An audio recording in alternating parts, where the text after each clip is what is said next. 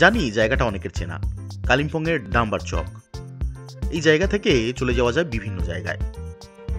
কালিম্পংয়ের আশেপাশে বর্তমানে বহু অফবিট জায়গা তৈরি হয়েছে। তার মধ্যে আজকের এমন একটা জায়গার হদিশ আমি দেব, যেখানে আমি গ্যারেন্টি দিয়ে বলতে পারি আপনারা গেলে যারা শান্ত নিরিবিলি পরিবেশ পছন্দ করেন তাদেরকে বিমুখ হতে হবে না। সাথে থাকবে ট্র্যাডিশনাল কিছু খাবারপত্তর। যদি আপনারা আমার মতো ভোজন রসিক হন এবং যেখানে যাব সেখানকার ট্র্যাডিশনাল খাবার খেতে চান, তাহলে আপনাদের জন্য আদর্শ একটা জায়গা। জানলা থেকে থাকবে অপূর্ব সুন্দর পাহাড়ের ভিউ, তার সাথে পাহাড়ের কোলে ছোট্ট নিরিবিলি একটা হোমস্টে। অপূর্ব সুন্দর খাবারের স্বাদ এবং এখানকার মানুষজনের আতিথেয়তা আপনার সারা জীবন মনে থাকবে। চলুন আজকের ভিডিওটা শুরু করে ফেলি আর সেই জায়গার সমস্ত তথ্য আপনাদের সামনে তুলে ধরি।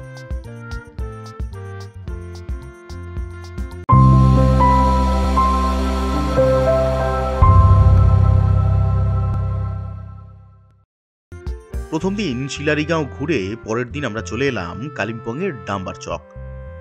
এই চার মাথার মোড়টা অতীব জনপ্রিয় একটি জায়গা কালিম্পংয়ে। আর সেখানে দাঁড়িয়ে এই যে সামনের সোজা রাস্তাটা ঢুকে যাচ্ছে দেখতে পাচ্ছেন বড় সবুজ বিল্ডিং এর পাশ থেকে, সেই সোজা রাস্তা ধরে 4 কিলোমিটার পথ গেলেই আপনারা পৌঁছে যাবেন ভালুখপ। এই যে রাস্তাটা দেখছেন এই রাস্তা দিয়ে। তাহলে চলুন ঝট করে আমরা গাড়িতে করে চলে এলাম ভালুখপ। শান্ত নিরিবিলি একান্তে দুটো দিন কাটানোর জন্য অপূর্ব সুন্দর একটা জায়গা। চারিদিকে শুধু সবুজ আর সবুজ, তার মাঝে হালকা লাল রঙের এই হোমস্টে বহু দূর থেকে যেমন চোখের আকর্ষণ বাড়ায়, তেমন এখানকার আতিথেয়তা কিন্তু আপনার মনকেও আকর্ষণ করে নেবে। তাই বারবার ছুটে যেতে ইচ্ছা করবে এই ভালুখপের নির্জন হোমস্টেতে। এই হোমস্টের নাম রেনুকা হোমস্টে।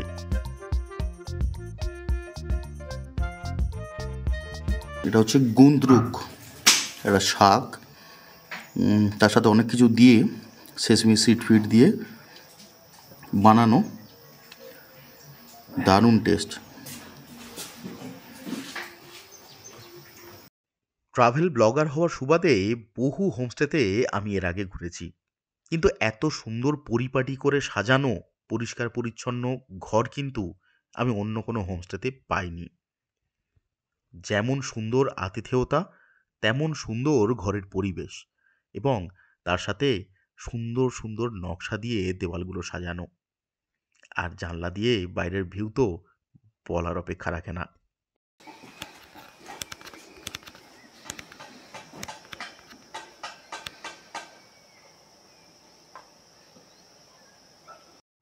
ঘর থেকে বাইরে বেরোলেই সামনে এক চিলতে বারান্দা, আর সেই বারান্দা রেলিং দিয়ে ঘেরা। সেই রেলিংয়ে হাত রেখে বা এক কাপ কফি রেখে সারাটা দিন কাটিয়ে দেওয়া যায় এই হোমস্টের ব্যালকানিতে দাঁড়িয়ে। অপূর্ব সুন্দর পরিবেশ, আর মেঘের খেলায় পাহাড়গুলো যখন উঁকি মারছে তখন আপনার মন যে কোন দেশে ভেসে যাবে সে আপনি কল্পনাও করতে পারবেন না।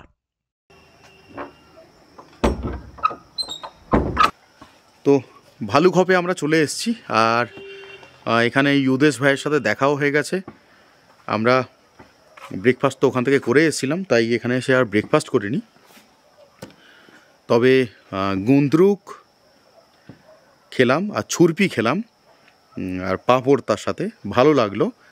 আর তারপরে ফ্রেশ হয়ে নিলাম। এখন এখানে কারেন্ট নেই, গিজার যার জন্য চলছে না, কিন্তু ইউদেশ ভাই আমাদের এক বালতি পুরো গরম জল, একদম ফুটন্ত গরম জল করে দিয়েছেন, যার জন্য আমরা স্নানটা করতে পারলাম। তো যেটা শিলারিগাঁওতে আমরা আগের দিন পাইনি, কারণ ওদের ওখানে কাজ চলছিল বলে লাইনটা খোলা ছিল। তো এখানে স্নানটা করলাম, বেশ ফ্রেশ লাগছে। চলুন এবার লাঞ্চটা করে নেব, আর লাঞ্চে কী কী থাকছে সেটাও দেখাবো আপনাদেরকে। চলুন খাওয়া দাওয়াটা সেরে নিই, তারপর এখান থেকে সাইট সিনে বেরোবো, ঘুরতে বেরোবো, মানে অফবিট জায়গায় ইউদেশ ভাইয়ের গাড়িতে করেই বেরোবো। সেটাও আপনাদেরকে দেখাবো। চলুন দেরি করে লাভ নেই, ঝটপট খেয়ে নিই, তারপরে পরবর্তী জার্নিটা শুরু করছি। চলুন।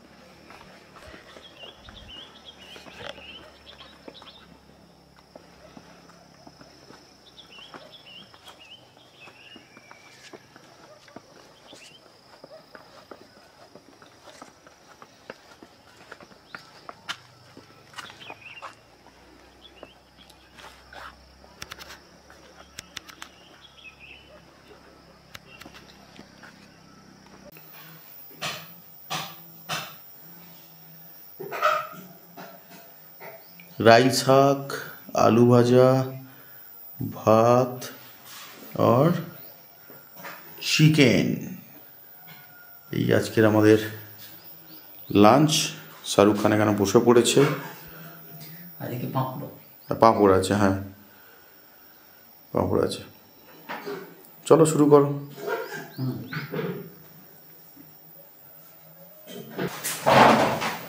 आप भी बैठ जाइए। आप ले लीजिए पहले। हाँ हाँ ठीक। वो थोड़ा राइस गीला हो गया है, प्रेशर कोई दिक्कत नहीं है, हम लोगों का कोई दिक्कत नहीं है।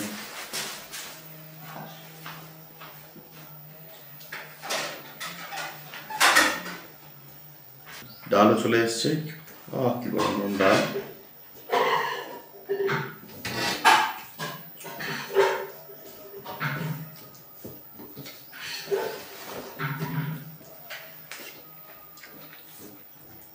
स्मेल है दारुण। चालटा थोड़ा साग डाल दूं? साग 1 मिनट। डाल दूं? दीजिए बस। आप बैठिए ना। जी जी मैं बैठ जाऊंगा, ठीक है।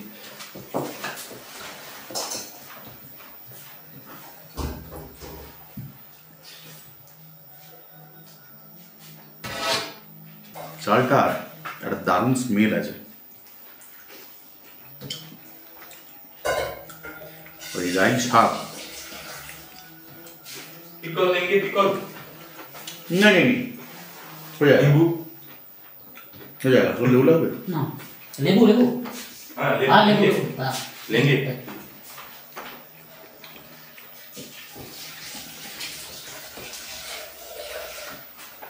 শাকটা অপূর্ব ফ্লেভার। আমাদের ওখানে তো সার দিয়ে হয়, সেখানে ন্যাচারালি আমরা এরকম জিনিস পাই না। একদম মানে উইদাউট সারে তৈরি, তো দুর্দান্ত টেস্ট, বলে বোঝানো যাবে না। মিষ্টি, মানে মিষ্টি মিষ্টি ফ্লেভার আছে। আর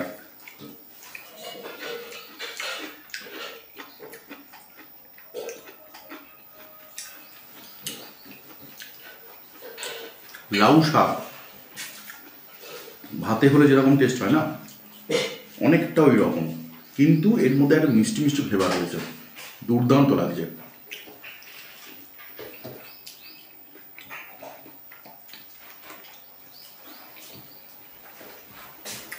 মানে পাতাটার টেস্ট একরকম আর কাণ্ডটার টেস্ট আরেক রকম, দুর্দান্ত।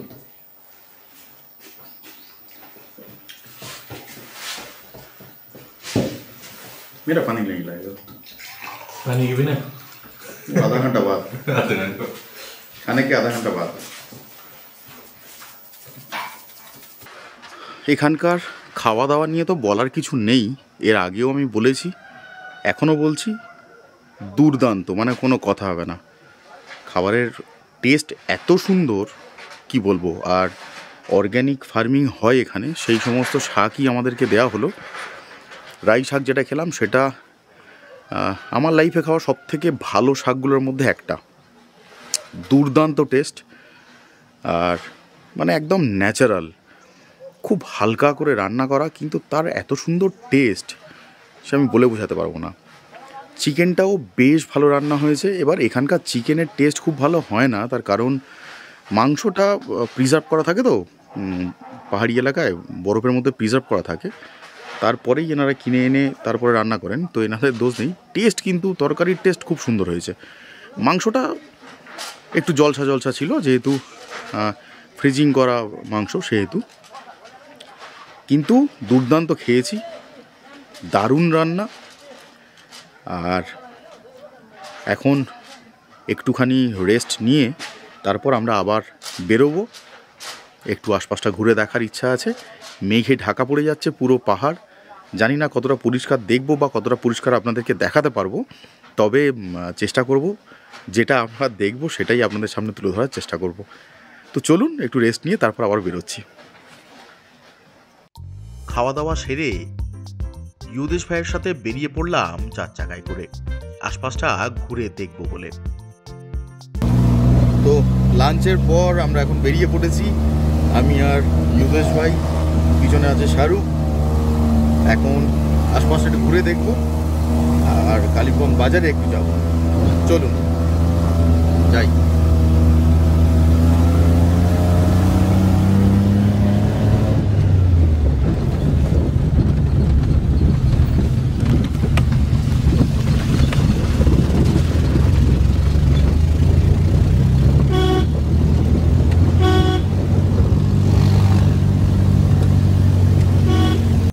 কালিম্পং বাজারে ঠিক আগে কালী মন্দিরের পাশে গাড়ি পার্ক করা হলো, আর সেখান থেকে কালিম্পং এবং সিকিমের শহর কি অপূর্ব যে লাগছিল তা আপনারা নিজের চোখেই দেখে নিন। এরপর আমরা চলে এলাম ডাম্বার চকের মার্কেট এরিয়া, একটু পায়ে পায়ে ঘুরে নেব বলে।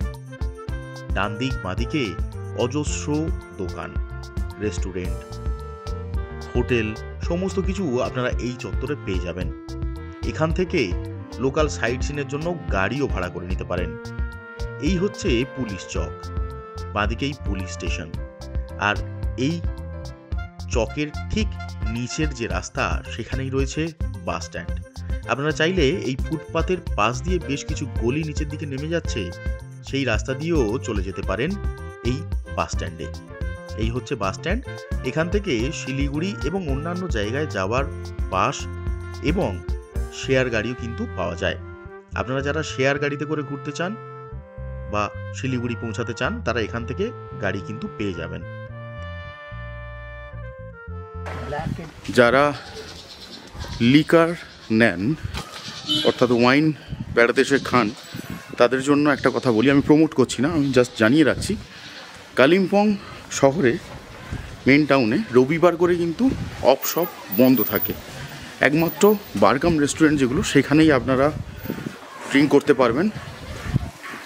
আর একটাই মাত্র কালিম্পং টাউনে অফ শপ রয়েছে যেটা খোলা থাকে রবিবার করে, সেটা হচ্ছে যে বাস স্ট্যান্ড যেখান থেকে শিলিগুড়ি যাওয়ার বাসগুলো ছাড়ে এবং শেয়ার গাড়িগুলো যেখান থেকে ছাড়ে, যেটা আমি দেখালাম একটু আগে, ওইখানেই একদম শেষে ওখানে একটা বড় ওয়াইন শপ রয়েছে।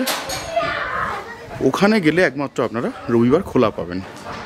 প্লিজ ভুলভাবে নেবেন না, আমি প্রমোট করছি না, কিন্তু এরকম অনেকেই রয়েছেন যারা বেড়াতে এসে একটু ড্রিঙ্ক করেন, একটু এনজয় করেন তাদের মতো করে, তাদের জন্য ইনফরমেশানটা দিয়ে রাখলাম। আশা করছি তাদের হেল্প হবে।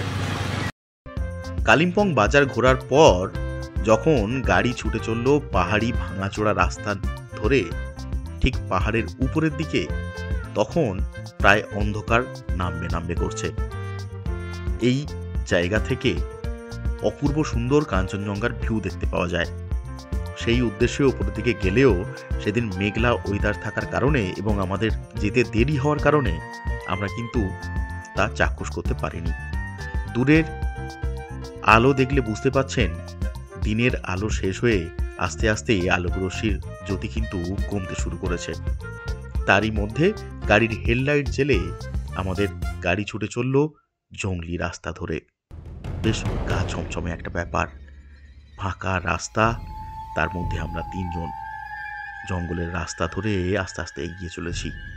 দূরে তখন পাহাড়ের গায়ে ছোট্ট ছোট্ট জোনাকি আলো, না ওগুলো জোনাকি নয়, ওগুলো কিন্তু বিভিন্ন মানুষের ঘর, সেখানে ততক্ষণে আলো জ্বলে গেছে। তারই মধ্যে এই রাস্তায় 3 জন ঘুরতে কিন্তু বেশ রোমাঞ্চকর লাগছিল। তারপর মাঝে মধ্যে 2-1টা করে গাড়ির আলো আমাদের রাস্তা আলোকিত করছিল। তারপর বেশ খানিকক্ষণ সেখানে কাটিয়ে তারপর আমরা ঠিক করলাম ঘরে ফেরার রাস্তা ধরা যাক। এই সামনে শাহরুখ আর ইউদেশ ভাই যাচ্ছে অন্ধকারের মধ্যে। আমরা হাঁটতে হাঁটতে ঘুরছি পুরো গ্রাম, শুধুমাত্র কিছু পোকা, তাদের শব্দ, আর সেইভাবে কোনো রকম কোনো শব্দই এখানে পাচ্ছি না। দূরে সিকিমের পাহাড়টা দারুণ লাগছে, কিন্তু এই ফোনে তো অত পরিষ্কার আসবে না। ঘরে আলো জ্বলে গেছে, দুর্দান্ত লাগছে, কিন্তু মেঘে ঢাকা বলে পরিষ্কার কিছু দেখা যাচ্ছে না। বাড়ি ফিরেই ইউদেশ ভাই আমাদের জন্য ক্যাম্প ফায়ারের আয়োজন করলেন। বেশ ভালো লাগছিল ঠান্ডার মধ্যে সেই আগুনের পাশে বসে থাকতে। দেখতে দেখতে একটার পর একটা কাঠ জ্বলে উঠল, আর আমাদের আজকের সন্ধ্যাও জমে উঠল জমাটি আড্ডায়। এই ঠান্ডার মধ্যে শুধুমাত্র ক্যাম্প ফায়ারটা কেমন যেন ফাঁকা ফাঁকা লাগছিল। তাই আমাদের পূর্ব পরিকল্পনা অনুযায়ী আমাদের ঠিক ছিল যে আজকে পর্ক স্টেক খাওয়া হবে, এবং তার জন্য এখানে আলাদা উনুনের ব্যবস্থাও রয়েছে। আপনারা যদি এখানে এসে ক্যাম্প ফায়ার করতে চান, অথবা আমাদের মতো করে কোনো রকম কোনো মাংস পুড়িয়ে খেতে চান, অর্থাৎ বারবিকিউ করতে চান, সেক্ষেত্রেও আগে থেকে বলে রাখলে তারও আয়োজন এনারা করে রাখেন।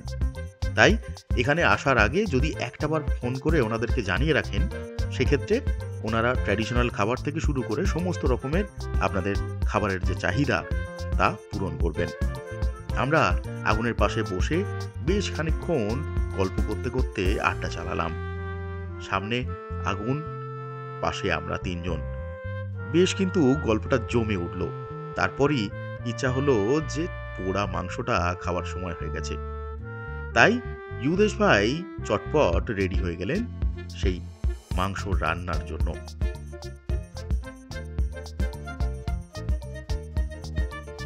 এই হোমস্টেতে থাকা খাওয়ার খরচা মাত্র 1200 টাকা। তাতেই 4 বেলার খাওয়া মিলবে, এবং এখানকার খাবারের গুণগত মান কিন্তু অপূর্ব সুন্দর। তাই আমার রেকমেন্ডেশন থাকলো, আপনারা অবশ্যই করে কালিম্পং আসলে একটাবার ভালুকপ থেকে ঘুরে যান, বেশ ভালো লাগবে। আর যদি এই রকম বারবিকিউ করতে চান, সেক্ষেত্রে কিন্তু এক্সট্রা চার্জেস, বা যদি ক্যাম্প ফায়ার করতে চান শুধুমাত্র কাঠের দামটুকু দিলেই চলবে।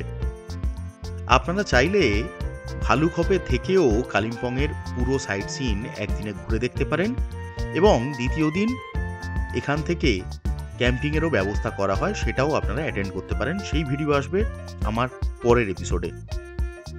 আশা করছি এই ভিডিওটা আপনাদের যথেষ্ট ভালো লাগছে। অবশ্যই করে কমেন্ট করে জানাবেন আপনাদের ভিডিওগুলো কেমন লাগছে, তাহলে আমরা অনেক বেশি মোটিভেটেড হব। বন্য জীবনযাত্রা আমার বরাবরই বেশ পছন্দের, তাই এই ধরনের রান্না বা এই ধরনের খাবার আমার বেশ পছন্দের। দেখতে দেখতে গরম গরম স্টেক নেমে আসলো, আর সেগুলো ঝটপট মুখে চালান করেই আমরা ছুটে গেলাম রান্নাঘরের দিকে, কারণ ডিনার রেডি করতে হবে। আমরা এখানে 2 দিন ছিলাম, আর 2 দিনই ইউদেশ ভাইয়ের সাথে কথা হয়েছিল যে এখানকার লোকাল যে ট্র্যাডিশনাল খাবারগুলো হয় সেগুলোই চেখে দেখব। তাই ইউদেশ ভাই আজও একটা মাংসের প্রিপারেশন করছে, যেটা নেপালিদের এক ধরনের ট্র্যাডিশনাল খাবার। इसका नाम क्या बताया ये प्रोसेस का? ये प्रोसेस को बोलते हैं, इसको तो क्या मैं भी अभी भूल गए यार। मोलेको मासु। मोलेको मासु। मोलेको मतलब মিক্স। তো আমরা আজকের যেটা খাবো সেই প্রিপারেশনটার নাম আর প্রসেসটার নাম হচ্ছে মোলেকো মাসু। মানে সব কিছু একসাথে দিয়ে মিশিয়ে তারপর এটাকে সিটি দিয়ে প্রিপেয়ার করা হবে।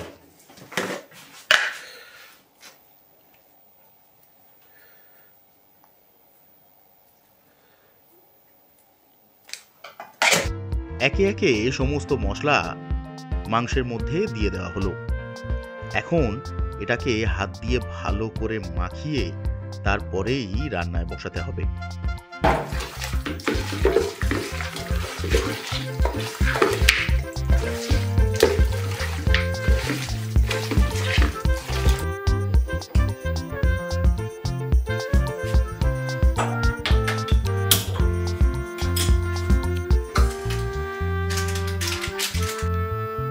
এই হচ্ছে আজকের আমাদের মেনু হচ্ছে মাকাই কা চাওয়াল, মতলব মানে মক্কার যে দানা মক্কা বেটে তৈরি হয়েছে সেইটা চালের সাথে দেওয়া হবে, তাই তো? ঠিক হ্যাঁ। এখানে আছে চাল, তার সাথে যাচ্ছে মক্কার দানা পেশা মানে ভুট্টা দানা পেশা, দুটো মিশিয়ে একদম ট্র্যাডিশনাল ওয়েতে রান্না হচ্ছে। আমাদের ইউদেশ ভাই প্রচুর রকমের আমাদের ট্র্যাডিশনাল খাবার দাবার খাওয়ালো, আর কালও আমাদের প্ল্যান রয়েছে এখানে আরও ট্র্যাডিশনাল খাবার খাওয়ার। তো দেখা যাক। কালা ডাল মানে নেপালি ট্র্যাডিশনাল থালির একটা মোস্ট ফেমাস খাবার হচ্ছে কালা ডাল, সেটা আজকে রাত্রে আমাদের হয়েছে এখানে, অলরেডি হয়ে গেছে এখানে। আর हाँ ये काला डाल, ये কালার ভি না একটু ডার্ক টাইপের কালার, তো সেই জন্য এটার নাম হয়েছে কালা ডাল। ডাল তো রেডি হয়ে গেছে। আর এখানে হচ্ছে মাংস, সেটা তো আপনাদের দেখিয়েছি। আর এখানে হচ্ছে মাকাই কা চাওয়াল, মতলব মক্কার দানা পেশা তার সাথে চাল মিশিয়ে একটা ভাত হবে। এর আগে আমরা কোনোদিন খাইনি, দেখা যাক কেমন লাগে। চলুন সেই এক্সপিরিয়েন্স তো শেয়ার করব আপনাদের সাথে, চলুন দেখতে থাকুন। আশা করছি ব্লগটা ইন্টারেস্টিং হয়েছে এবং আপনাদের ভালো লাগছে। অবশ্যই করে কমেন্ট করে জানান আপনাদের কেমন লাগছে, তাহলে আরও আমরা মোটিভেটেড হব আর আরও এরকম ভালো ভালো ভিডিও আপনাদের সামনে তুলে ধরতে পারবো। এখানে আছে छुरपी, छुरपी बोलते हैं ये लोग, यह छुरपी। এখানে मकई का राइस और मीट, और এখানে আছে ডাল, কালা ডাল মানে নেপালি থালির একটা মোস্ট এসেনশিয়াল পার্ট হচ্ছে এই কালা ডাল, সেটাই আমরা আর বেশ কিছু করতে বারণ করেছি। অপূর্ব সুন্দর, চলুন খেয়ে নেওয়া যাক। পরের এপিসোডে দেখবেন আরও অন্য ধরনের ট্র্যাডিশনাল খাবার এবং তার সাথে থাকবে ক্যাম্পিংয়ের গল্প। এই ভালুখপ থেকে আমরা চলে গিয়েছিলাম রেলি নদীর ধারে, সেখানে গিয়ে পিকনিক করেছিলাম 3 জন মিলে। অপূর্ব সুন্দর সেই পরিবেশ, পাশ দিয়ে নদী বয়ে যাচ্ছে আর তার পাশে পাহাড়ের খাঁজে আমাদের রান্না এবং সেখানে বসে খাওয়া দাওয়া, সে এক অপূর্ব অনুভূতি।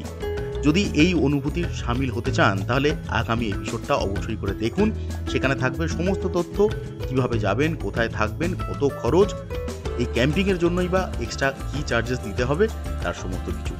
আর এইরকম জায়গায় বসে খাবার এক অনুভূতি গ্রহণ করুন, দুর্দান্ত লাগবে, সারা জীবনের একটা অন্যরকমের অনুভূতির সাক্ষী হতে পারবেন। তাহলে চলুন আজকের মতো ভিডিওটা এখানে শেষ করছি। আশা করছি ভিডিওটা আপনাদের যথেষ্ট ভালো লেগেছে, তাহলে অবশ্যই করে কমেন্ট করে জানাবেন কেমন লাগলো আপনাদের ভিডিওটা। আর যারা যারা আমার চ্যানেল দেখছেন অথচ এখনও পর্যন্ত আমার চ্যানেলটা সাবস্ক্রাইব করেননি, তারা নিচে গিয়ে লাল বাটনে ক্লিক করে সাবস্ক্রাইবটা করে নিন এবং পাশে থাকা বেল আইকনটা প্রেস করতে ভুলবেন না। আর যারা যারা ইনস্টাগ্রামেতে এখনও পর্যন্ত ফলো করেননি তারা চাইলেই ইনস্টাগ্রামেতে গিয়েও আমাকে ফলো করতে পারেন, কারণ আমি যখন যেখানে যাই তার ইনস্টার আপডেট কিন্তু ইনস্টাগ্রামেতে দিয়ে থাকি। তাহলে চলুন আজকের মতো ভিডিওটা এখানে শেষ করলাম। ভালো থাকবেন, সুস্থ থাকবেন আর প্রচুর প্রচুর করতে থাকবেন।